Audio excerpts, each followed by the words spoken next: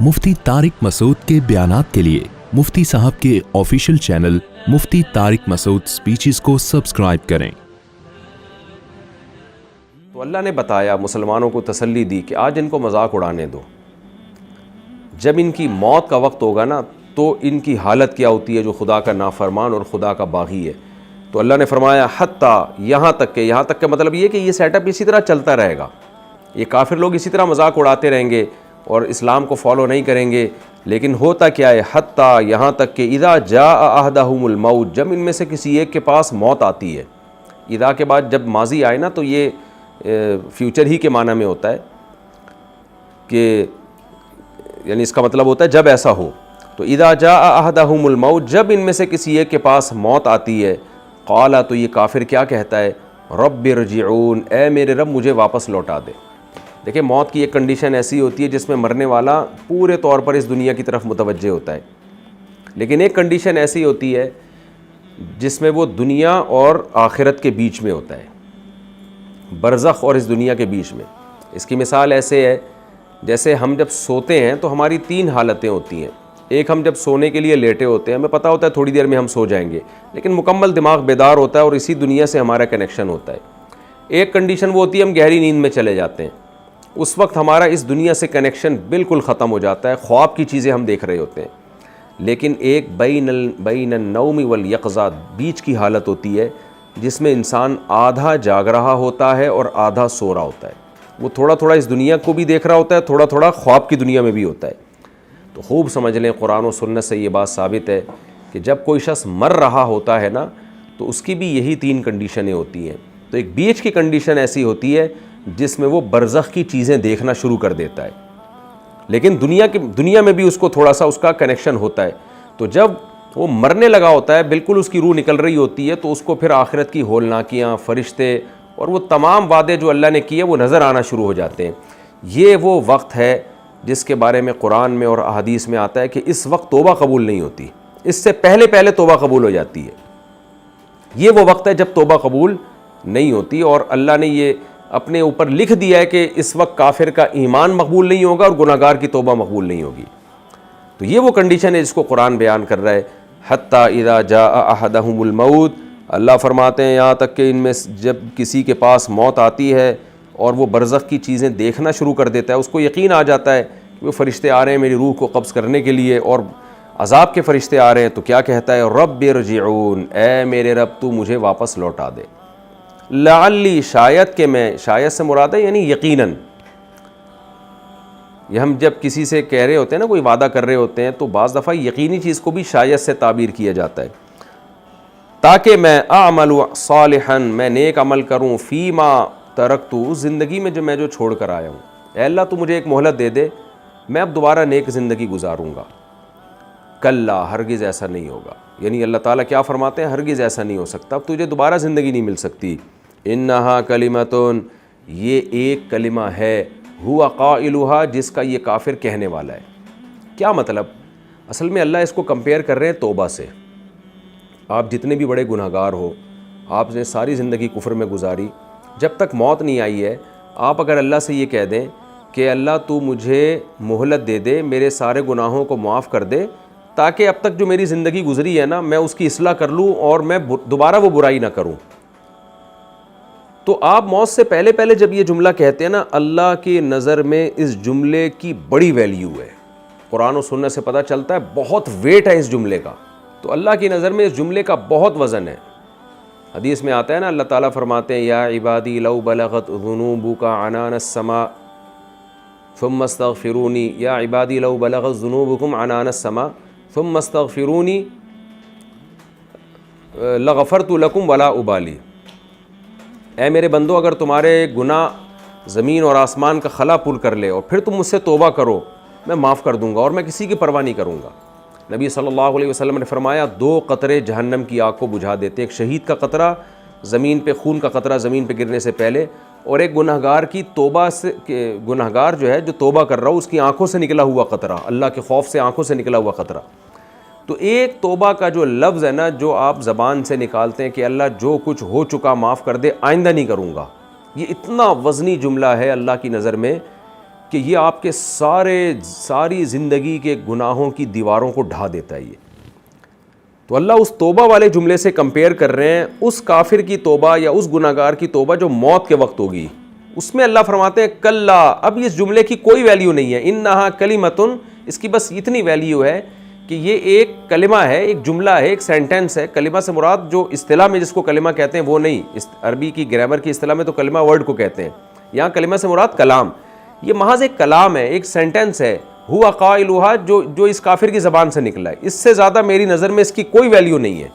حالانکہ نکلا کتنے اخلاص کے ساتھ ہے، وہ دل کی گہرائیوں سے کہہ رہے کہ میں واقعی سچی توبہ کروں گا. اللہ کہتے ہیں اس کی کوئی ویلیو نہیں ہے.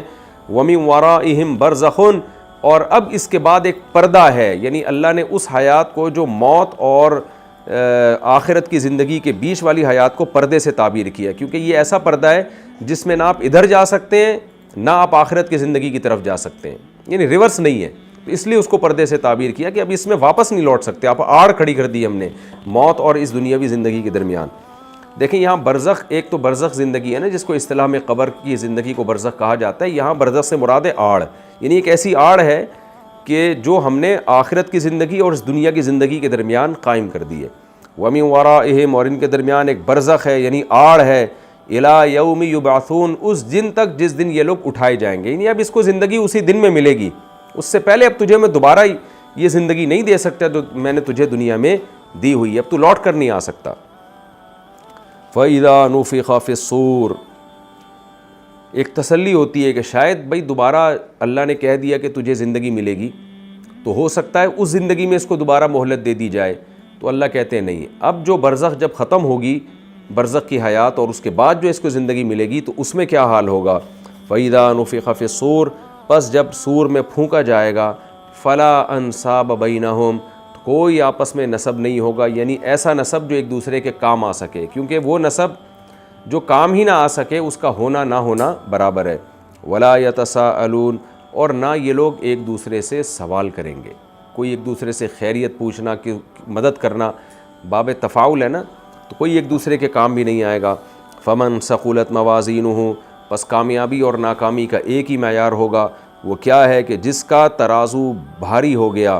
فَأُولَٰئِكَ هُمُ الْمُفْلِحُونَ، یہی لوگ ہیں پورے کامیاب. نیکیوں کا پلڑا جھک گیا. وَمَنْ خَفَّتْ مَوَازِينُهُ، اور جن کا نیکیوں کا پلڑا ہلکا ہو گیا، برائیوں کا پلڑا جھک گیا. اس سے بھی پتہ چلتا ہے کہ بھائی کچھ نہ کچھ نیکیاں تو ہر شخص کے اعمال میں ہوتی ہیں. اس لیے اللہ نے یہ نہیں کہا کہ جو نیکی لے کے ہی نہیں آیا تو وہ جہنم میں جائے گا. نہ نہ نہ، کچھ اچھے کام تو ہر برے آدمی نے بھی کیے ہوئے ہوتے ہیں. اللہ فرما رہے ہیں کہ جس کی برائی کا پلڑا جھک گیا، نیکیاں ہلکی پڑ گئیں اس کی. فَأُولَٰئِكَ الَّذِينَ خَسِرُوا أَنفُسَهُمْ، یہ وہ لوگ ہیں جنہوں نے اپنی جان کو ہلاک کر دیا، اپنی جان کی طرف سے خسارے میں پڑ گئے. وہ خسارہ کیا ہے؟ فی جہنم خالدون، ہمیشہ اس جہنم میں پڑے رہیں گے. یہ تلفح وجوہہم النار، آگ ان کے چہروں کو جھلسائے گی. وہم فیہا کالحون، اور وہ اس میں بگڑے ہوئے چہروں کے ساتھ ہوں گے. جب ایسا شدید عذاب ہوگا، ان کو جہنم کی آگ میں ڈالا جائے گا اور آگ ان کے چہروں کو جلائے گی، تو اللہ پھر ان سے کہے گا الم تکن آیاتی تتلا علیکم، کیا میری آیات تم پر تلاوت نہیں کی جاتی تھی؟ میری آیتیں کیا تم تک قرآن یا تورات اور انجیل نہیں پہنچی تھی جس نے تمہیں اس جہنم کی آگ سے ڈرایا ہو؟ فکنتم بہا تکذبون، پھر تم اس کا انکار کر دیا کرتے تھے. یعنی کہ ایسا نہیں تھا کہ میری آیات تم تک پہنچی اور تم نے ان کا انکار کر دیا. قالوا، تو وہ کافر جواب میں کیا کہیں گے؟ ربنا، اے ہمارے رب، غلبت علینا شقوتنا، ہماری بدبختی ہم پر غالب آ گئی تھی. یعنی ہمارے پاس کوئی عذر نہیں ہے. بدبختی غالب آ گئی کا کیا مطلب ہے؟ دیکھیں، جب ہم کسی کو بتا رہے ہوتے ہیں نا اس راستے پہ مت جاؤ، یہاں ڈاکو ہیں، یہاں تمہیں لوٹ لیں گے، اور اس کی ظاہری چمک دھمک کو مت دیکھو، 20 لوگوں نے آپ کو سمجھایا، لیکن اور آپ کے لیے اس راستے پہ چلنا کوئی مجبوری بھی نہیں تھا، لیکن آپ نے اس کی بات ہی نہیں سنی اور ویلیو ہی نہیں دی. بعض لوگ ہوتے ہیں آپ ان کو کچھ بھی سمجھائیں وہ سنتے ہی نہیں ہیں، وہ لاؤبالی قسم کے لوگ ہوتے ہیں، وہ ویلیو نہیں دیتے کسی کی بات کو. آپ پھر بھی اس ٹریک پہ چل پڑے، ڈاکوؤں نے پکڑ لیا آپ کو، ڈاکوؤں نے لوٹ لیا، کسی کو مار دیا، کسی کو معذور کر دیا. تو جو بچے ہوئے لوگ ہوں گے ان سے اگر کوئی پوچھے گا کہ کیا تمہیں بتایا نہیں تھا کسی نے کہ اس گلی میں مت جانا، یہاں ڈاکو لوٹ لیتے ہیں، تو جواب میں کیا کہے گا؟ یہی کہے گا یار میری بدبختی، میری بدقسمتی تھی، مجھے تو 20 لوگوں نے سمجھائے لیکن میری عقل ماری گئی تھی، میری مت ماری گئی تھی، میں نے ان کو ویلیو ہی نہیں دی، حالانکہ مجھے ضرورت ہی نہیں تھی اس راستے پہ جانے کی۔ بالکل یہی اسٹائل قیامت کے دن کافر کا ہوگا۔ وہ کہے گا ہم نے ویلیو ہی نہیں دی، موسیٰ کلیم اللہ نے کیا کہا، ابراہیم خلیل اللہ نے کیا کہا، یہ دنیا میں اتنے سارے آسمانی مذاہب جو پیغمبروں کو ماننے والے تھے، یہ قرآن کو اللہ نے کتنی عزت دی ہے، کتنے لوگ حرم میں 5-5 10-10 لاکھ لوگ امام کے پیچھے ہاتھ باندھ کے قرآن سن رہے ہوتے ہیں، کچھ تو لکھا ہوگا نا اس کتاب میں، تو غور تو کر لیں کہیں واقعی اللہ کا کلام تو نہیں ہے۔ کیوں پوری دنیا میں ایک ہی قرآن پڑھا جاتا ہے، کیوں 1400 سال سے ایک ہی قرآن ہے جو ایسی حفاظت ہوئی ہے، تو کیا یہ اس کی علامت نہیں ہے کہ یہ اللہ کا کلام ہے؟ تو کافر کہے گا یہ ساری چیزیں ہمارے سامنے تھیں، ہم نے ہر موضوع کو اہمیت دی ہے، لیکن ہم نے اس کو اہمیت ہی نہیں دی، ویلیو ہی نہیں دی کہ کہیں واقعی یہ اللہ کا کلام تو نہیں ہے اور کہیں اس میں جو باتیں لکھی ہوئی کہیں سچ تو نہیں ہے۔ تو یہ ویلیو نہ دینا اس کی علامت ہے کہ ہماری بدبختی ہم پہ غالب آ گئی تھی، ہم نے جانا ہی جہنم میں تھا۔ تو یہ وہی انداز ہوگا جو دنیا میں ایک انداز ہوتا ہے کسی شخص کا کہ جب آپ اس کو 20 دفعہ سمجھاتے ہیں کہ یہ مت کرنا یہ مت کرنا، پھر بھی وہ کر لیتا ہے اور بعد میں اس کو نقصان ہوتا ہے، تو وہ کیا کہتا ہے کہ یار میری بدبختی تھی، مجھے تو 20 لوگ سمجھا چکے تھے۔ یہی انداز کافر کا ہوگا جب جہنم کی آگ اس کے چہرے کو جھلائے گی، تو اللہ کہیں گے کہ کیا تمہیں کسی نے بتایا نہیں تھا، پھر بھی تم انکار کرتے تھے؟ تو وہ جواب میں کہیں گے ربنا غلبت علینا شقوتنا، اے اللہ ہماری بدبختی ہم پر غالب آ گئی، وکننا قوما ضالین، اور ہم واقعی بڑے گمراہ لوگ تھے، ربنا اخرجنا منہا، جو موت کے وقت ان کے الفاظ تھے وہ اس جہنم میں بھی دہرائیں گے، اے ہمارے رب تو ہمیں اس جہنم سے نکال دے، فإن عدنا، اگر ہم دوبارہ ان برائیوں کی طرف لوٹے، فإنا ظالمون، تو واقعی ہم بڑے ظالم ہوں گے، ایک دفعہ تو ہمیں مہلت دے دے۔ قال، اللہ جواب میں کیا کہیں گے، اخسئوا فیہا، ذلیل ہو کر پڑے رہو اس میں، ولا تکلمون، اور مجھ سے کلام بھی مت کرو۔ کوئی ترس نہیں آئے گا اللہ کو ان جہنمیوں پر۔ اللہ اپنے اصول اور ضابطوں کا بہت پکا ہے، اس نے لاکھوں پیغمبر بھیجے، آسمانی کتابیں بھیجیں اور ہر طرح سے حجت کو تمام کر دیا۔ اس کے بعد اللہ کہتا ہے مجھے ترس نہیں آئے گا۔ آپ دیکھیں نا، ہر موضوع کو اہمیت دی جاتی ہے، جب دین کی بات کی جاتی ہے، نصیحت کی جاتی ہے، تو ہم اس کو ویلیو ہی نہیں دیتے، یہ بھول جاتے ہیں کہ ہم خود بنے تھوڑی ہیں، ہمیں کسی نے بنایا ہے، کوئی ہمیں کھلا پلا رہا ہے، اس کی نعمتوں سے تو صبح و شام لطف اندوز ہوتے ہیں، اس کی سننے کے لیے کوئی بھی تیار نہیں ہے آج۔ میں تو افسوس کرتا ہوں، ہمارے ملک میں پہلے ہمارے سیاسی لیڈر جو ہے نا، کچھ اسلام کی بات کر لیا کرتے تھے کہ اسلام کے نام پہ ہم نے یہ ملک لیا ہے تو میں اسلام نافذ کروں گا، اس بیس پہ ان کو ووٹ مل جاتا تھا۔ اب تو مذہبی جماعتوں نے بھی اسلام کا نام لینا چھوڑ دیا ہے، ان کو پتہ ہے کہ سائنسی ترقی کی اور ایجوکیشن کی اور ملکی معیشت کی بات کرو گے، صحت کی بات کرو گے تو ووٹ ملے گا، اسلام کی بات کرو گے تو ووٹ ہی نہیں ملے گا آپ کو۔ تو اسلام اور اللہ اور اس کے رسول اور اس کی کتابیں ہماری نظر میں بہت ہی یعنی دوسرے درجے کی چیزیں بن چکی ہیں۔ یہ تو یہی ہے، اللہ کہے گا تم نے ویلیو نہیں دی، تو وہ جواب میں کہیں گے اللہ تو ہمیں بھیج دے، ہم نے اگر دوبارہ یہ سب کچھ کیا تو ہم واقعی بڑے ظالم ہیں۔ اللہ کہے گا ذلیل ہو کر پڑے رہو، مجھ سے کلام مت کرو، انہ کان فریق من عبادی، بے شک دنیا میں میرے بندوں میں ایک جماعت ایسی بھی تھی، یقولون، جنہوں نے میری باتوں پر عمل کیا، وہ مجھ سے دعائیں مانگا کرتے تھے، ربنا آمنا، اے ہمارے رب ہم ایمان لے کر آئے، فاغفر لنا ورحمنا، تو ہمارے گناہوں کو معاف کر دے، توبہ کی انہوں نے سچے دل سے، اور یہ دعا کرتے تھے اللہ ہم پہ رحم کر، یعنی ان کی نظر میں اس چیز کی بڑی ویلیو تھی کہ ہماری مغفرت بھی ہو جائے اور ہم پہ رحم بھی ہو جائے، وانت خیر الراحمین، اور ہمیں رحمت کے واسطے بھی دیتے تھے کہ اللہ تو سب سے بہتر رحم کرنے والا ہے۔ تو جب وہ یہ دعائیں مانگتے تھے اور ان کے یہ جذبات تھے تو تم کیا کرتے تھے، فاتخذتموہم سخریا، تم نے ان کو مذاق ٹھہرا لیا تھا۔ جیسے آج بھی ہے، کوئی شخص دین پہ چلنے کی کوشش کر رہا ہے، لوگ کیا کہتے ہیں، دنیا چاند پہ پہنچ رہی ہے، دنیا یہ کر رہی ہے، دنیا وہ کر رہی ہے، اور یہ دیکھو یہ اسلام کی اور مذہب کی باتیں کرتے ہیں۔ کچھ دن پہلے میں نے دیکھا نا، مولانا طارق جمیل صاحب کا کسی نے مذاق اڑایا، چند سائنسدانوں کے بیچ میں ان کی تصویر لگائی اور کہا وہ دیکھو وہ سائنٹسٹ کیا کیا کر رہے ہیں اور یہ حوروں کے فضائل بیان کر رہے ہیں، یعنی یہ شو کیا کہ یہ قوم کے بیکار ترین لوگ ہیں معاذ اللہ۔ تو عنقریب آپ کو انشاءاللہ قیامت کے دن پتہ چل جائے گا کہ کون بیکار تھا اور کون کارآمد تھا۔ تو اللہ کہتے ہیں تم ان کا مذاق اڑایا کرتے تھے، تو حتیٰ انسوکم ذکری، اور ان لوگوں نے یعنی ان کے مذاق اڑانے نے تمہیں میری یاد سے غافل کر دیا، وکنتم منہم تضحکون، اور تم ان سے ہنسا کرتے تھے، انی جزیلتہم اليوم بما صبروا، دیکھو انہوں نے صبر کیا، آج اس صبر کا میں نے ان کو کیسا بدلہ دیا، انہم ہم الفائزون، جن کا تم مذاق اڑاتے تھے آج وہی لوگ کامیاب ہیں۔ قال کم لبثتم فی الارض عدد سنین، اللہ پھر ان سے کہے گا بتاؤ جس دنیا کے پیچھے تم نے اس آخرت کی زندگی کو برباد کیا، بتاؤ اس دنیا میں تم رہے کتنا عرصہ ہو۔ قالوا لبثنا یوما او بعض یوم فاسأل العادین، اے اللہ شمار کرنے والوں سے پوچھ لے، ہم تو ایک دن یا آدھا دن رہے۔ یعنی قرآن یہ بیان کر رہا ہے کہ یہ 50 60 70 سال کی زندگی ان کو آخرت کے مقابلے میں ایک دن یا آدھا دن لگے گی۔ قال ان لبثتم الا قلیلا، اللہ کہے گا واقعی تم دنیا میں بہت تھوڑے رہے ہو۔ لو انکم کنتم تعلمون، کاش تم یہ باتیں پہلے جان لیتے تو اس دنیا سے اتنا دل نہ لگاتے جتنا تم نے اس دنیا کو تم نے ویلیو دی ہے۔ افحسبتم انما خلقناکم عبثا، اللہ کہیں گے اب بتاؤ تم جو پیغمبروں کی دعوت پر تم نے لبیک نہیں کہا تو کیا تم نے یہ سمجھ رکھا تھا کہ ہم نے تم کو بیکار پیدا کیا ہے؟ کھاؤ پیو موج مستیاں کرو اور مر جاؤ، تو پوری کائنات تمہارے لیے، تمہیں کسی کام کے لیے نہیں بنایا تھا۔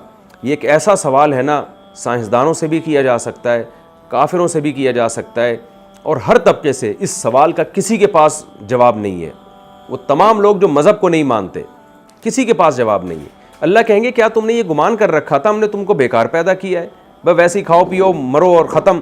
وَأَنَّكُمْ إِلَيْنَا لَا تُرْجَعُونَ، اور تم نے ہماری طرف لوٹ کے نہیں آنا، کیا تمہارا یہ گمان تھا؟ یعنی تم اس جنت جہنم کا انکار کر کے آئے اور یہ سمجھ بیٹھے کہ کچھ بھی نہیں ہے، مر کے مٹی ہو کے ختم ہو جائیں گے۔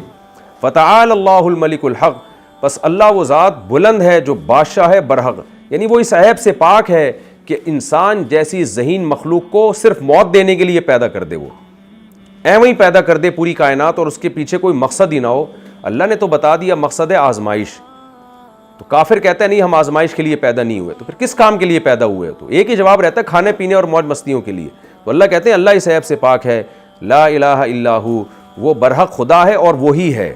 اللہ نے مشرکین پر بھی آخر میں رد کر دیا کہ وہی برحق معبود ہے، رب العرش الکریم، اور عزت والے رب کا عرش کا مالک ہے۔ اور آخر میں اللہ توحید پر اس مضمون کو ختم کر رہے ہیں، کیونکہ مشرکین تو خدا کے منکر نہیں تھے، وہ مشرک تھے۔ پھر آخر میں اللہ نے دھمکی دی وَمَن يَدْعُ مَعَ اللَّهِ إِلَٰهًا آخر، جو اللہ کے ساتھ کسی اور معبود کو بھی پکارے گا، لا برہان لہ بہ، اس شخص کے پاس اس معبود کے برحق ہونے کی کوئی واضح دلیل نہیں ہے، فَإِنَّمَا حِسَابُهُ عِندَ رَبِّي، تو اس شخص کا حساب اللہ کے پاس ہے، یعنی اللہ حساب لے گا۔ إِنَّهُ لَا يُفْلِحُ الْكَافِرُونَ، واقعی جو اللہ کی آیات کا انکار کرنے والے لوگ ہیں وہ کامیاب نہیں ہوتے۔ وَقُلْ رَبِّ اغْفِرْ وَارْحَمْ وَأَنْتَ خَيْرُ الرَّاحِمِينَ، یہ کافر تو مذاق اڑاتے رہیں گے جنت جہنم کا، اللہ اہل ایمان کو نبی کے ذریعے یہ حکم دے رہا ہے کہ آپ یہ دعا مانگا کریں، اے میرے رب میری مغفرت بھی کر دے، ورحم، اور مجھ پر رحم بھی کر، اور تو بہترین رحم کرنے والا ہے۔ کیونکہ مومن اور کافر میں یہی بنیادی فرق ہے جس پر اللہ نے اس صورت کو ختم کیا۔ کافر لاؤبالی ہو کے دنیا کی مستیوں میں گم ہو کے زندگی گزارتا ہے، آخرت میں چیخو پکار کرے گا، اور مومن دنیا ہی میں اللہ سے دعا اصل میں ایک جذبے سے تعبیر ہے، جو دعا مانگتا ہے ظاہر ہے سچی دعا میں عمل بھی داخل ہے نا، تو اس لیے اے نبی آپ نے کیا کرنا ہے، اللہ سے دعا مانگنی ہے، اور ظاہر ہے جب دعا مانگنے ہیں تو اسباب بھی اختیار کرنے ہیں کہ اے میرے رب تو میری مغفرت بھی کر دے اور ہم پہ رحم بھی کر، کیونکہ تو سب سے زیادہ رحم کرنے والا ہے۔ تو اللہ اہل ایمان کو کہہ رہے کہ اس جذبے کے ساتھ تم زندگی گزارو کہ اپنے گناہوں کی معافی کی بھی تم کو فکر ہو اور اللہ کے رحمت کے بھی تم طلبگار رہو۔ یہ بہت اہم صورت تھی، یہ الحمدللہ ختم ہو گئی، اور بہت عجیب و غریب مضمون پہ اللہ نے اس کو ختم کیا۔ ہم سب اللہ سے دعا مانگتے ہیں کہ رب اغفر ورحم وانت خیر الراحمین، اے اللہ ہم سے جو کچھ کوتاہیاں ہوئیں تو معاف کر دے اور ہم پر رحم کر، تو سب سے زیادہ رحم کرنے والا ہے۔ ہمیں دنیا بھی چاہیے، دنیا کی نعمتیں بھی، لیکن دنیا کی نعمتیں ملیں نہ ملیں ان کی ہماری نظر میں اتنی ویلیو نہیں ہے، لیکن ہم آخرت کے عذاب کو برداشت نہیں کر سکتے۔ دنیا پرس آدمی کو تو اس سے کوئی غرض نہیں ہے کہ آخرت ملے نہ ملے۔ اے اللہ ہمیں سب سے پہلے آخرت کی ضرورت ہے، اس کے بعد ہم تجھ سے دنیا کی نعمتوں کے طلبگار ہیں۔